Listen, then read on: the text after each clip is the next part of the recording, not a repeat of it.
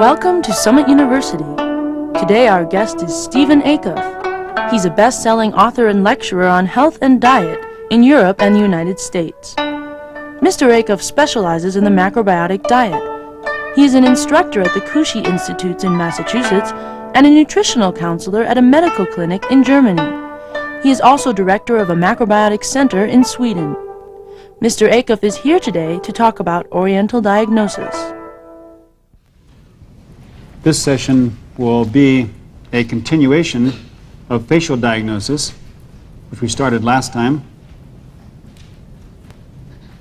And after covering the problems related to the intestinal, digestive, and reproductive areas, we'll continue looking at the face today and seeing what we can detect, what kind of signs the body is showing on the face.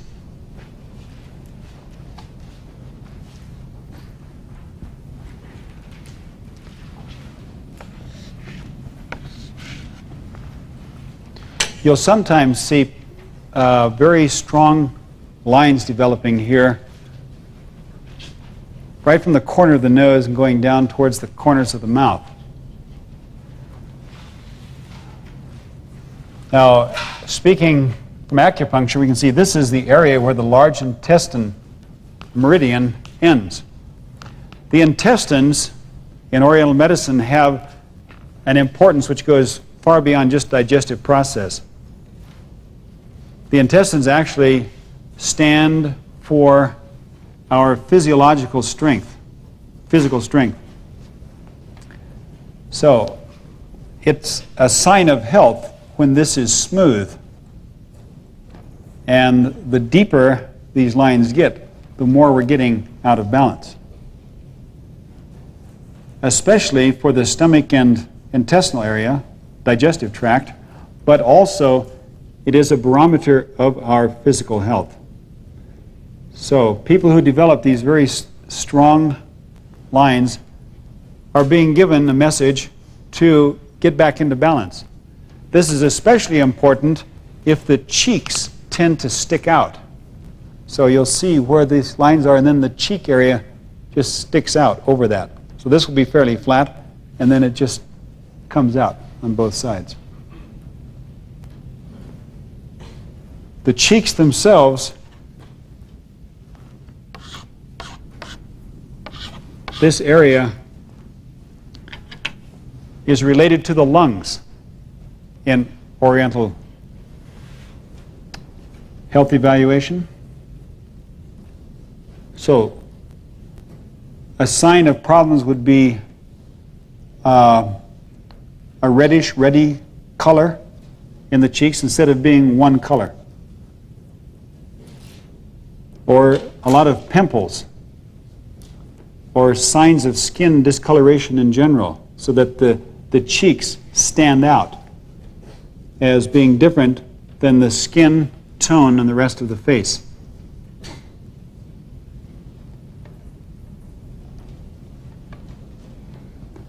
Now, for women, this area also corresponds to the breast.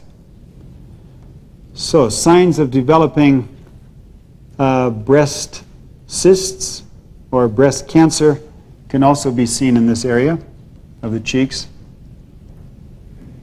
And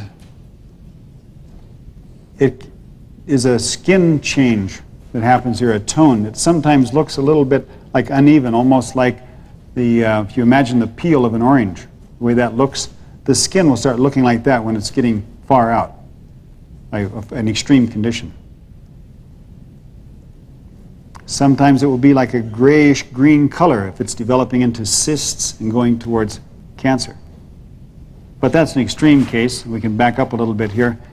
That in general, the lungs are burdened by excessive fat in the body, which can gather in the lung area and decreases the exchange of oxygen and carbon dioxide. So posture is something we'll take up later, and also will show us the lungs. People who will stand with a stooped posture like this, this is a sign that lung. So if we see someone standing like this, and then we look at the cheeks to see if this is being verified there. Does the cheek area in some way vary from the rest of the face?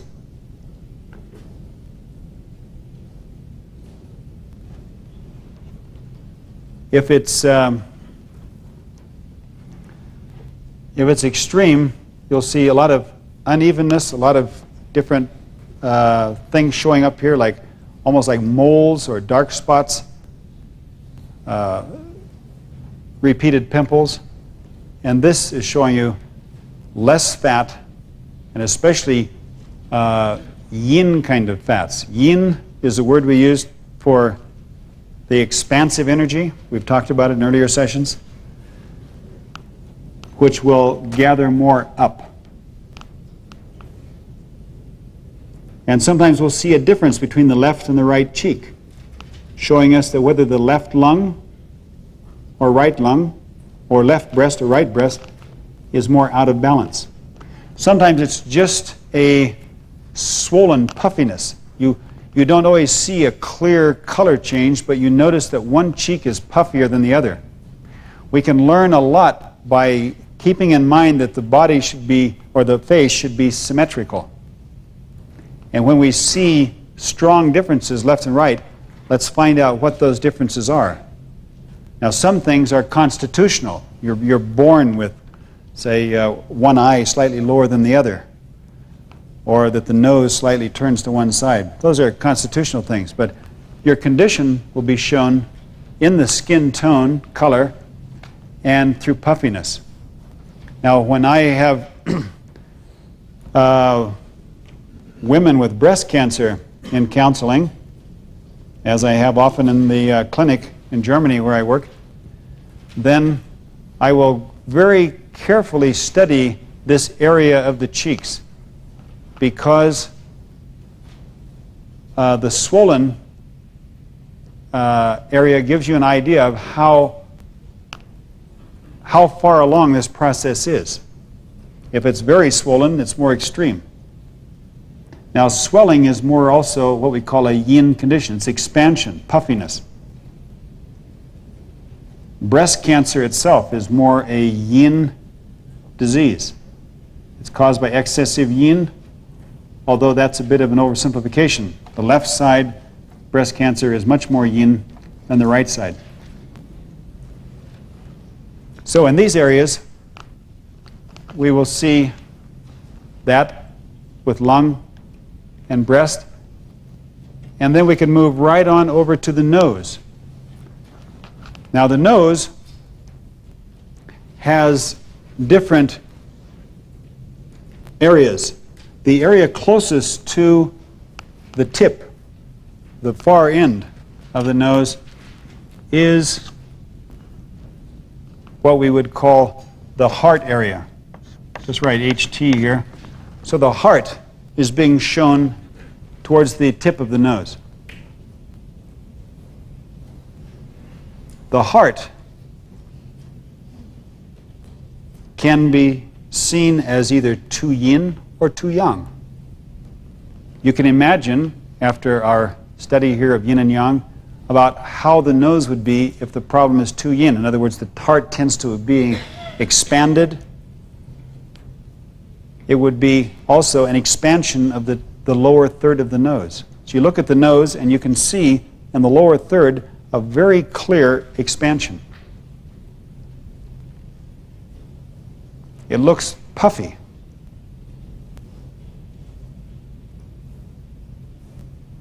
And it will be especially noticeable because the upper two-thirds of the nose will be tighter, more firm. But sometimes the condition is so yin, extremely yin, that the whole nose will be very expanded or also be red. So if the tip of the nose is red, the red color again showing us extreme yin. It's the expansion of blood vessels. It's too much sweets, too much coffee, too much tea, and all these things we've been talking about that are extreme yin, this affects the heart. If we think about it for a moment, the heart is the most yang organ of the body. It's constantly pumping and working. We go to bed, and while we're sleeping, the heart continues to pump, never has a break, except a split second in between beats. So, if we take strong yin a lot, what we'll do is create a situation where the strong yin is being attracted to the strong yang in the body. It's just like female and male energies attract. Strong yin taken in the form of bananas, orange juice, will energetically be attracted to the yang heart and weaken the basic yang quality of the heart. So, expansion is a sign of weakness, and it will create more stress and will wear the heart out faster than would otherwise be the case. Other people will get a heart rhythm disturbance. It's not beating rhythmically. This can often be seen as a split in the middle of the nose. You'll see it's here or sometimes like under here, where you can see definitely two sides to the nose. There's a definite split in the middle.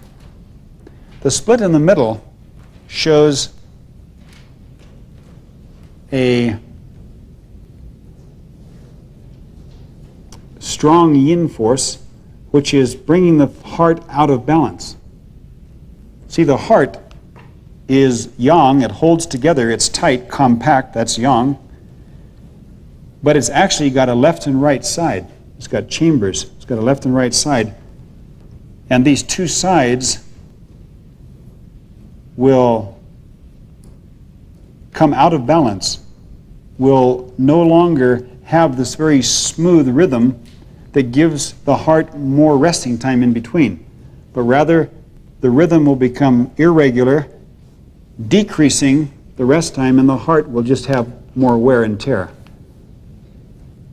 So a person who has this split in the nose has a deep weakness in the heart, which shouldn't cause a lot of concern.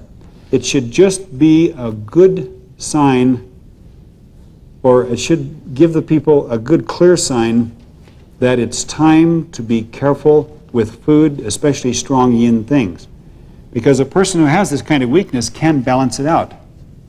Especially good are burdock roots. Burdock roots grow wild in many places, but because they are such a good, strong, yang medicinal plant, we can also grow them in our gardens. And we are great fans of burdock in our macrobiotic center in Sweden. We see that it helps to balance the excesses of the previous years. The burdock root grows very strongly into the earth. The more powerfully a root grows into the earth, the more strong yang force it has. So dandelion roots are also good. If you prepare dandelion roots properly, they taste delicious. So burdock or dandelion roots, both are very good for this kind of problem. We also have other, what we call yang condiments, like tekka, T-E-K-K-A. Tekka is a yang condiment made out of burdocks, and miso, a soy paste, which we use as a seasoning for soups and vegetable dishes. So a little bit of tekka as a condiment on your food, and you will increase that yang force, and it makes a stronger heart. It will overcome this tendency to rhythmic disturbances. But even small amounts of sugar will bring that back again. So strong yin, the tendency would be yin. But sometimes the tip of the nose doesn't really look swollen. It looks hard. It looks like it almost shines. It has like a hard, let's say it might be a little bit enlarged compared to the rest of the nose, but it doesn't have that real swollen look. It's tighter. And this is more signs of yang problems. It can be like heavy fats, because these tend to go deep into the body, heavy fats, that they will be distributed around the heart. Now, when heart surgeons do bypass surgery, which is a very drastic medical treatment, bypass surgery, and practically everyone can avoid bypass surgery if he just puts his mind to it. When doctors open up the heart and look at it, they see something they call the marble heart. And a marble heart is when they open it, they don't see a reddish brown thing like you'd see in an anatomy book. They see something that's got a color of marble. It's like a whitish, yellowish mass around the heart. And this is saturated fat, hardened, cholesterol. It is a yang force which is constantly burdening the heart. The heart is pumping, but it's got this layer of thick stuff around it. So some people have both. They'll have the hardening, and also the heart energy gets loose from the strong yin. In any case, the nose gives us a good insight in this. Now, some people may have noticed that alcohol-dependent people, alcoholics, or people who just are very heavy into alcohol use, that they tend to get a swollen nose, which can take the color of red or blue, bluish red. These are signs of extreme yin, extreme stagnation, serious disturbances.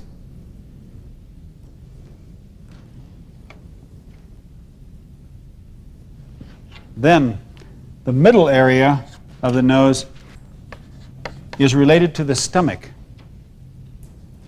So if we see swollen or discoloration of just the middle part of the nose, but the tip looks fairly normal, this will give us some insight into the stomach, and then we can look at other diagnosis methods, for instance, the upper lip, which relates to the stomach. We have gone through that before. The upper lip and this together, you would there already have two signs showing you a tendency to stomach problems. And the organ that is related to the stomach through acupuncture is the pancreas, is the upper bridge area of the nose.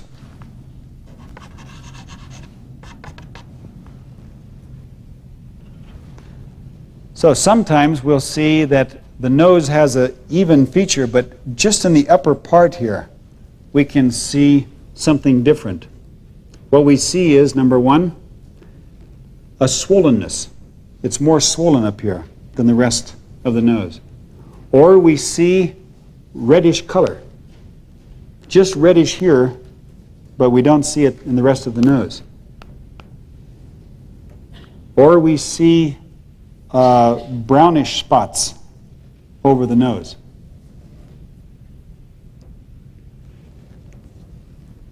This is often a sign of pancreatic imbalance, and it can be a sign of hypoglycemia.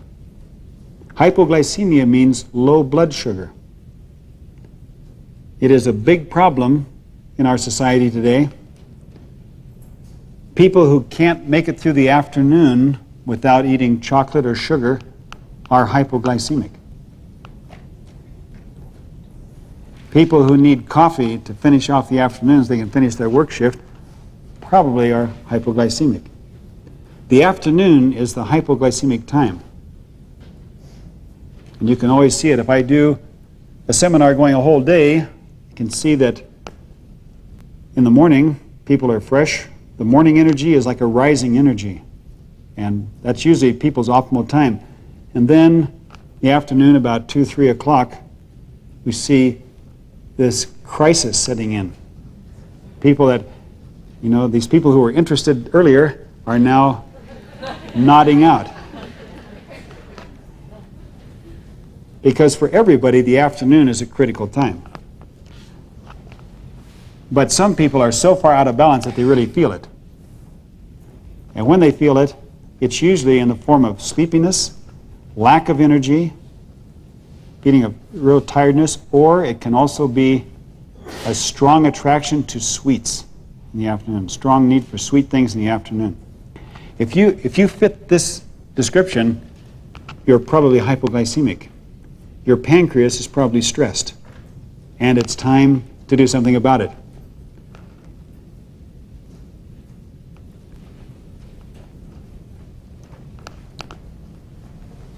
So food is what decides whether your blood sugar goes up or down, or whether it stays within certain limits. Doctors who deal with diabetics know that the food they eat will immediately affect their blood sugar.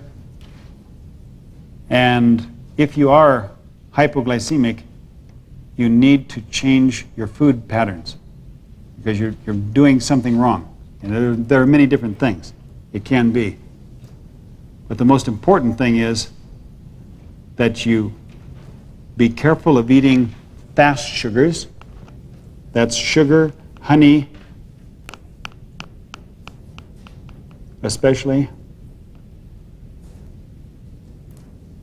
And try to eat more sweet vegetables. Sweet vegetables are a balanced form of sugar. Sweet vegetables are things like carrots and pumpkin and parsnips. This is a big problem. I would estimate that over half of the general population suffers more or less from hypoglycemia. There is a whole industry built up on hypoglycemia. It's the ones that make the chocolate bars. I recently was reading an interview with a man who is one of the top managers in the chocolate industry. Very interesting. They asked him how they developed the chocolate bar, like these little snack bars. He said, well, it was very easy. They took 200 test persons in a room and they gave them chocolate to eat, and they were supposed to describe their feelings as they ate the chocolate. And they found that if people ate a whole bar of chocolate, they had feelings of nausea, of light repulsion. And then they got the idea that chocolate wasn't so good for them. How could they get an idea like that? And then he said they would then rather abstain from chocolate. So with these 200 test persons, they found out what is the level of chocolate someone can eat without feeling a repulsion from chocolate. And they found out the exact amount, and that is what you have in a chocolate bar. It is the amount you can eat it. You will not have a bad conscience about having done something bad to your body because you keep under the threshold of nausea. So, when we become aware of these connections, then we understand that we don't even want to have these things occasionally. But when we find ourselves being constantly attracted to them, we know that we have low blood sugar problems. So we have to deal with it on an immediate level and on a long-term level.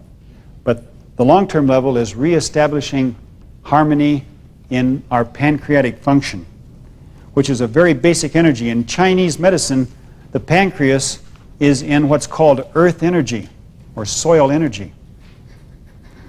And soil or earth energy is the center of the acupuncture chart. The earth energy is so important for the functioning of the body. And that is why it's very important to get away from sugar, because you can't get balance in your earth or soil energy if you take these strong sweeteners. You will be constantly stimulating your pancreas to produce abnormal amounts of insulin, and in the long run, you create a lot of blood sugar problems. It's like roller coaster ride up and down.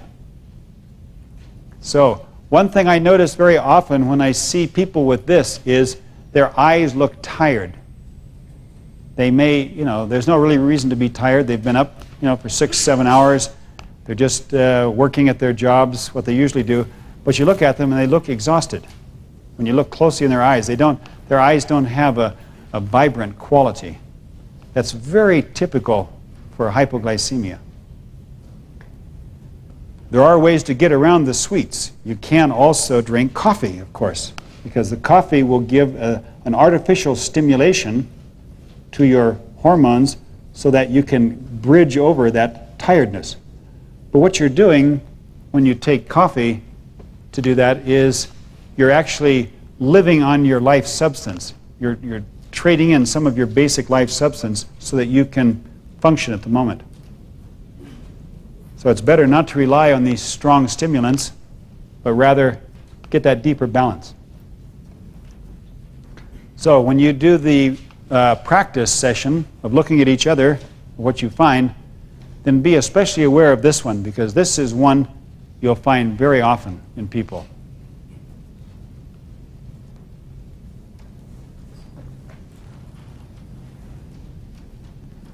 Then we have the area under the eyes, which corresponds to the kidneys.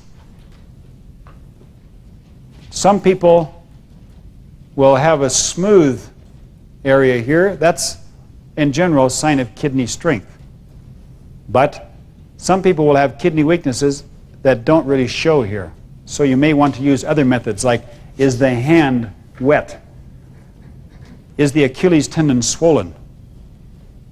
But often you'll see these bags developing as a sign of kidney weakness. Kidneys get weakened by excess protein, excess salt. They get damaged by the phosphates, which are in cheese, sausage, soft drinks, and in several food additives. And they get damaged by too much sweet. So, if the person is taking excess salt, which can be a problem when people are changing over to macrobiotic food, because up till now they have been eating a lot of spices, a lot of seasonings that are giving the food a strong taste. Now they switch over to food which is very mild in taste, but several of the condiments used in macrobiotic food preparation are salty. So there can be a tendency to overuse salt in different condiments. For example, soy sauce, or the salt plum, which the Japanese called umeboshi. And if we take too much of that, we can get, instead of the bags, you may just see dark coloring, like a raccoon kind of thing, coming in, dark areas under the eyes. But what we often see is from excess yin, excess liquid, and the wrong kind of liquid, we see bags forming that can be this, or they can be this kind. Both are signs of yin kidneys, but especially the big ones are excessive yin and need some good treatment. You'll find among people who eat macrobiotic food that these bags reduce in size to become less and less.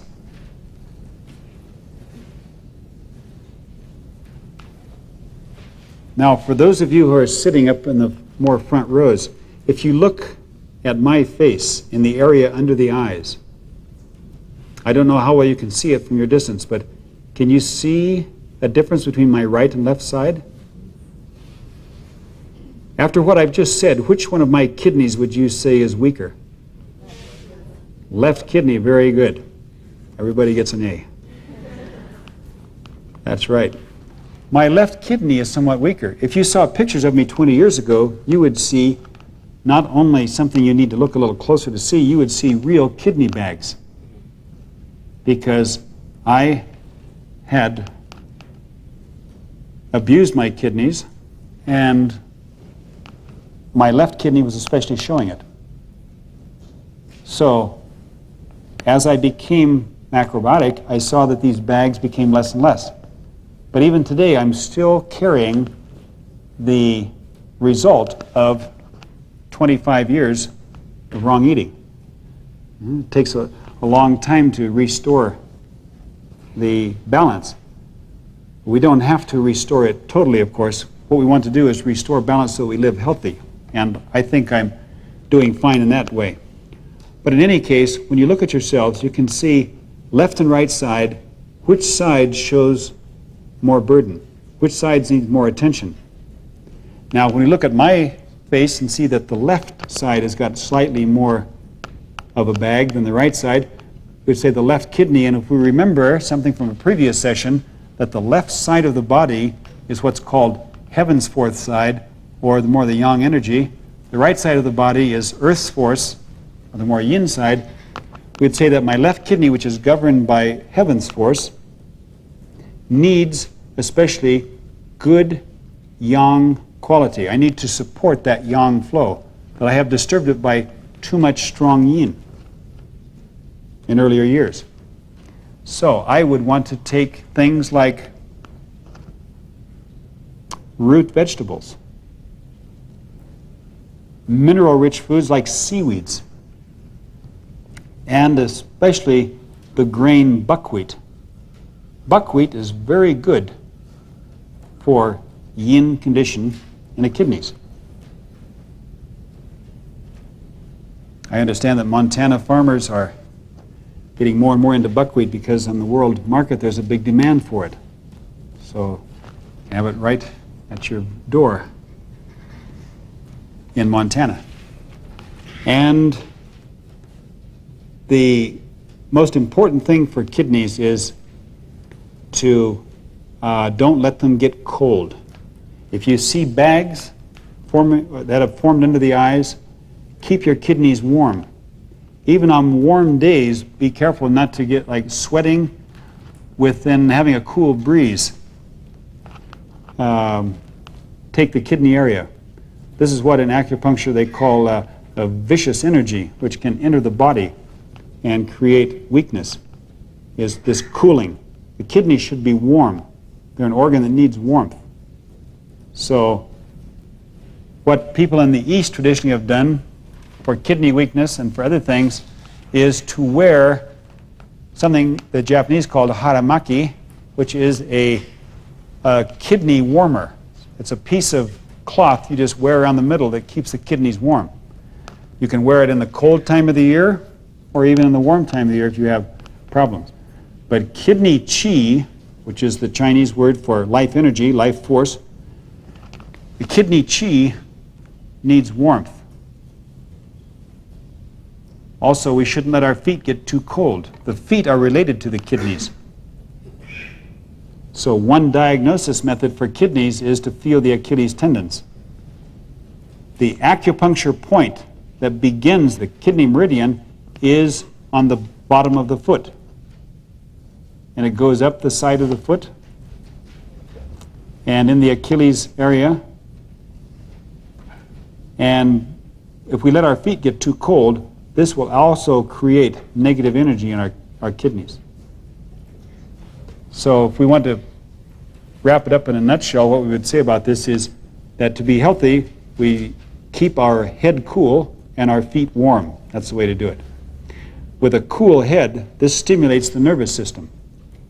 I'm sure you all have had the experience of being in an overly heated room. See what that does to your attention span. Makes you very groggy and tired. And as soon as it gets cool, immediately concentration comes back.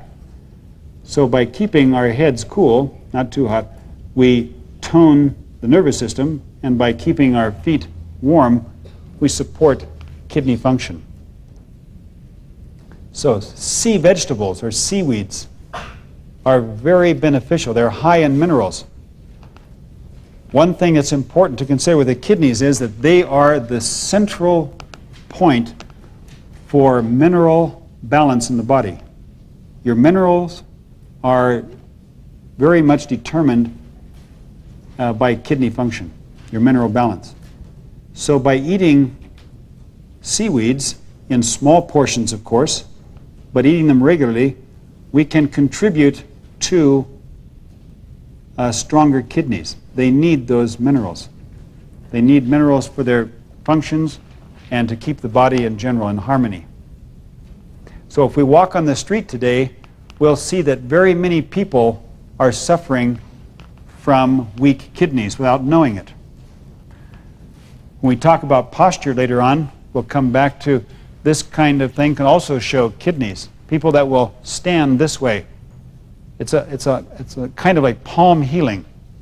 They can feel that their kidneys are weak, and when they do this, oh, it feels so good. And this kind of body posture speaks for kidney weakness. So, by eating macrobiotic food, we automatically do a lot for the kidneys. We don't have to do a lot of special things, but if we have acute kidney problems, we may want to do more special things. Then we have the area above the eyes,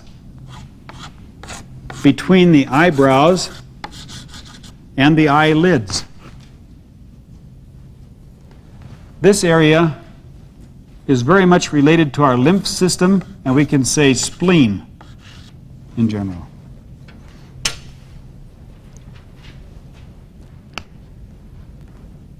Now, spleen is very closely connected to pancreas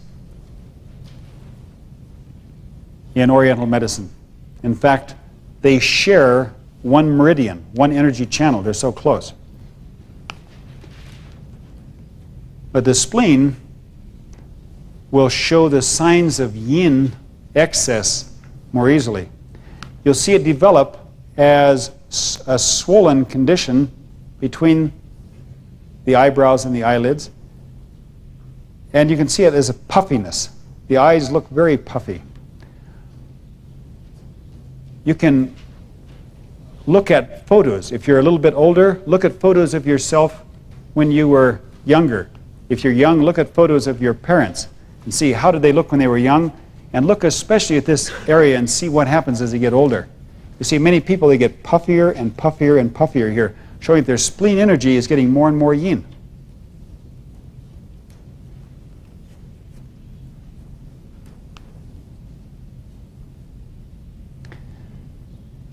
Now, an interesting thing with cancer patients is that you will find that this area can become extremely expanded, very loose. And that people who are suffering from cancer will often get such a drooping that it starts hanging over the eyes themselves.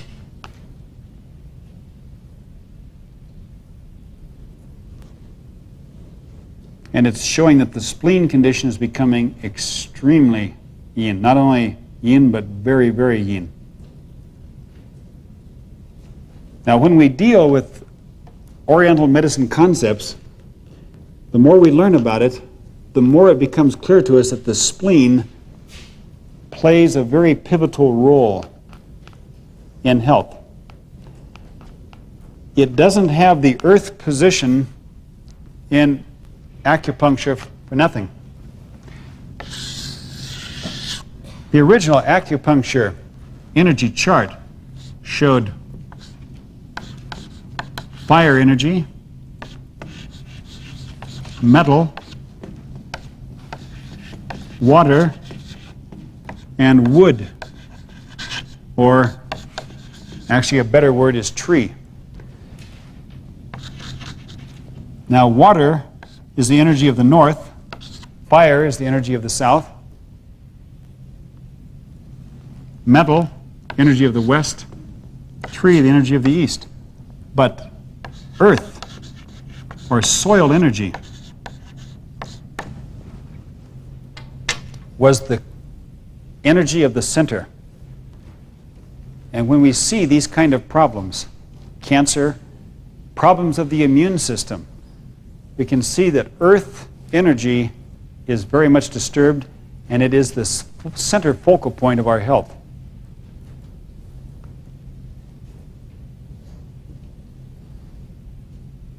And the quickest way to make this energy weak is to eat sugar in all its forms.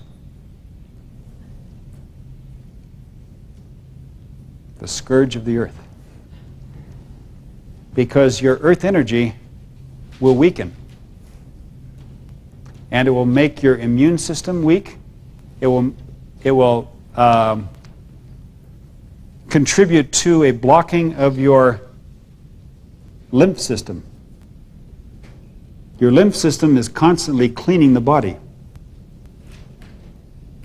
And when you get this swollenness here, you see that your lymph system is not functioning properly.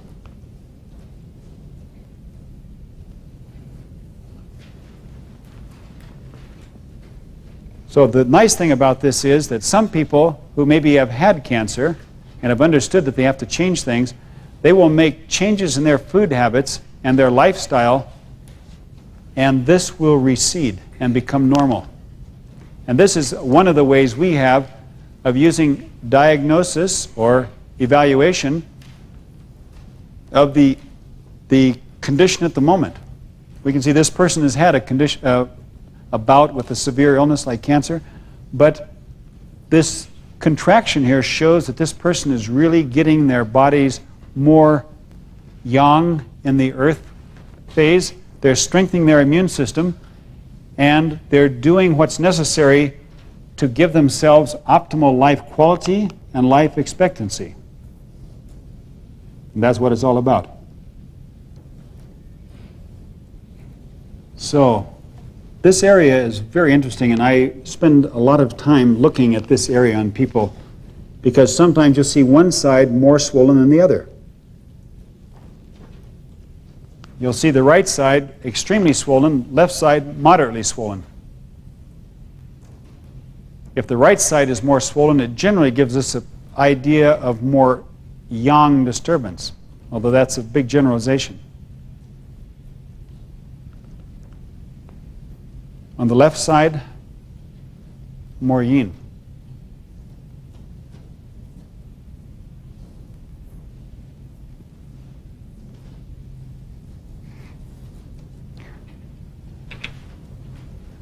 So a spleen can also be seen in this area along the temples or the sides between the eyes and the hair.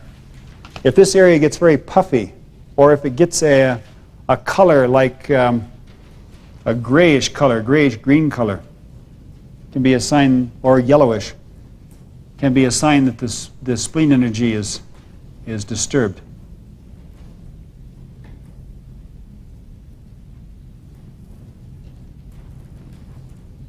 Now, sometimes you'll see general swollenness all the way around the eyes, or the discoloration that we talked about before with the kidneys may show all around the eyes. So you'll see someone who not only here is discolored, but also above the eye, or the eyes are not just here puffy, but it's a general puffiness all around.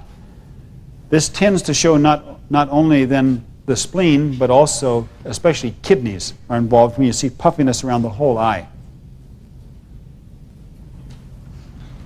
Now, when we have balance, the eyes, the iris will be centered in the middle of the eye, or pretty close to center. It can be just like touching like this, but it's something like this. But some people will have an eye that looks like this.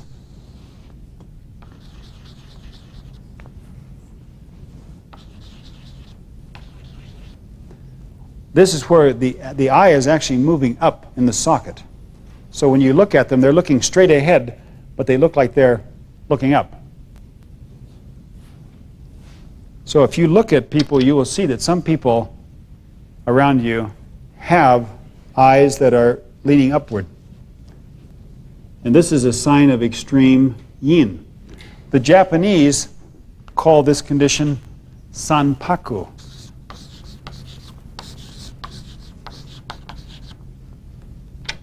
The san means three. You've got three white areas instead of just two. And sanpaku is a sign that especially the nervous system is very yin, coming strongly out of balance.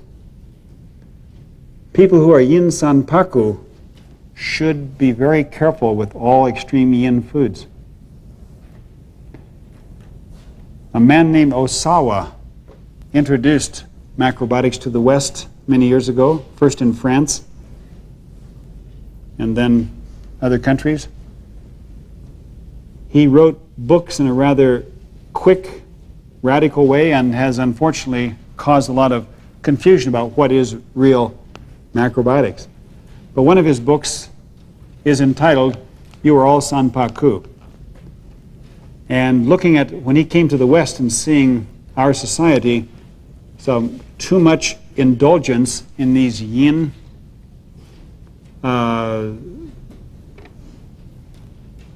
yin items, yin foods, and that the tendency in the population in general was that the eyes were going up and causing a certain slowness. It will make you more accident prone if you are yin sanpaku, because you're a little bit slow in your reactions.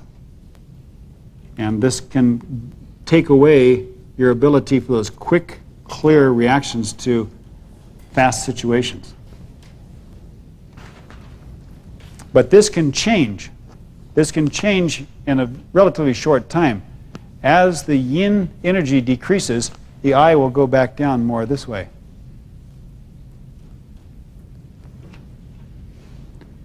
Now the opposite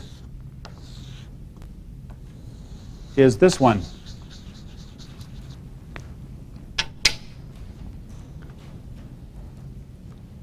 This is called yang sanpaku. This one is yin, it's caused by expansion. This one is yang, it's contraction. In a baby, this is the normal state.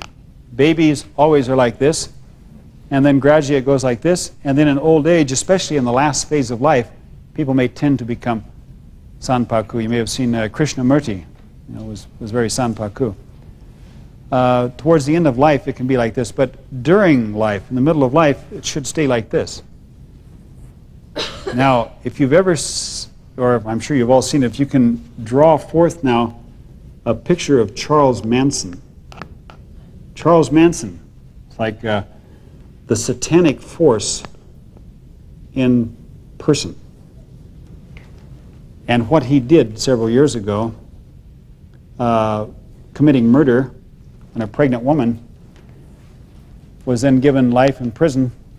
But if you look at pictures of him, you'll see that he is yang sanpaku. Yang sanpaku is, in adults, a sign of tendency to violent behavior, to extreme behavior, aggressiveness in general. Or it can sometimes just be too much yang. It doesn't have to always be so dramatic. So you can look at the people. You'll see yin sanpaku much more often than yang sanpaku. But when you just look at the people, take a look at the face, look at the eyes, very quickly you get an impression.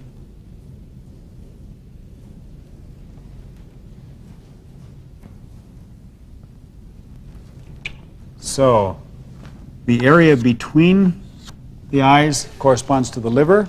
We talked about that in an earlier session. Especially lines here, one or two of them, shows a tendency to tightness in the liver. If we feel the liver here under, other side, right side. If we feel the liver, it's on the right side, then we should be able to feel a softness, a flexibility. We should be able to get the hand under the rib cage. But in my experience, about 2/3 of all the people in this country and in the industrialized countries of the West, of Western Europe, about 2/3 of the people have what we can call enlarged livers. This means that you don't easily get your hand under the liver, but rather it offers much more resistance. It feels hard. So this is not a good sign. So what's fun is if you see these kind of lines, very pronounced, if you can have the opportunity to check the liver, then have the person lie down, on their back, relax. You can even put the knees up so that all of the tension is out of the abdomen. Knees up, and then gradually, very softly push in under the right rib cage. How does the liver feel? You should have softness here. If not, hard, and it's time to do something about the liver, especially fat. Be careful about eating fat. Some people will trade animal quality fat for a lot of vegetable quality fat, or taking a lot of oils. But eating a lot of vegetable oil, vegetable quality oil, is not the answer either. We should be flexible. Our joints should be flexible. We should all be able to do this. We should be able to hold our hands and shake them. But some people are so stiff, they only get this far. And if they're really lucky, they can just touch. But with all this hardness in here, it's understandable why that is. So through these simple checks, we can see how's our condition. How are we doing?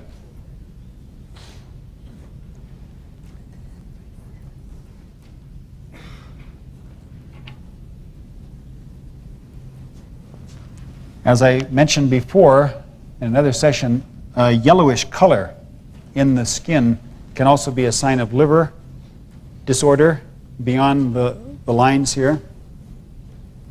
And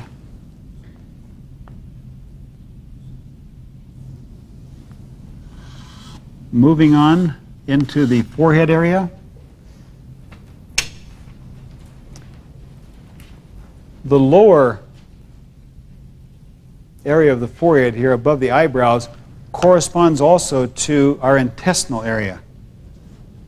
So we'll find that if these lines are very pronounced, if there is swollen,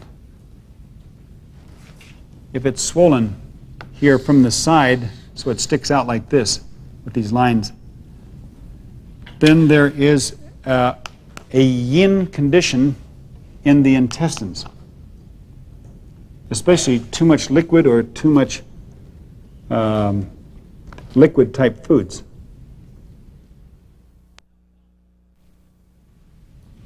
Now, sometimes you'll see pimples develop.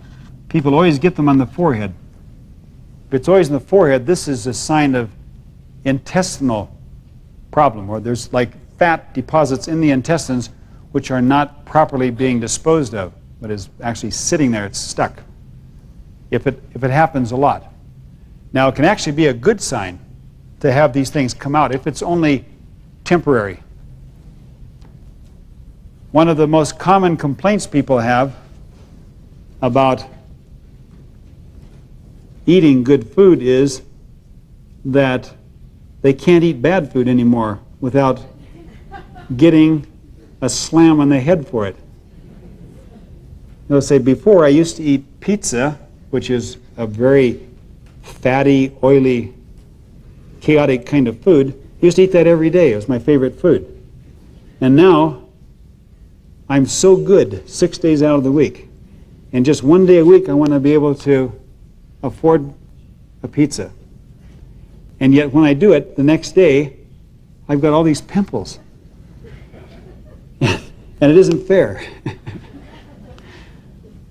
Well, of course, we should be happy for these pimples, because these kind of pimples are showing that the body is immediately throwing off the toxic excess which other people are storing deep inside. I hear many people say, my husband doesn't want to try this, even though I'm excited about it, because he sees that every time I eat sugar or something, if I'm at a party and so I take a piece of cake, that I don't feel good afterwards.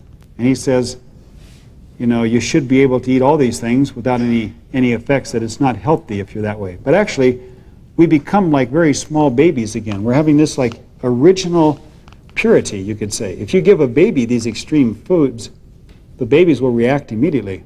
They can't handle it. In fact, milk products are the most common cause of food allergy among children. And if children are given these foods in excess, they will really show, their bodies will react to it. And we become a little bit like that. Our bodies react. But it shouldn't be something we get concerned about, but rather be happy that our bodies are throwing it off and that it doesn't store as excess. Because people who don't have this kind of understanding of their bodies become insulated from their own body feelings.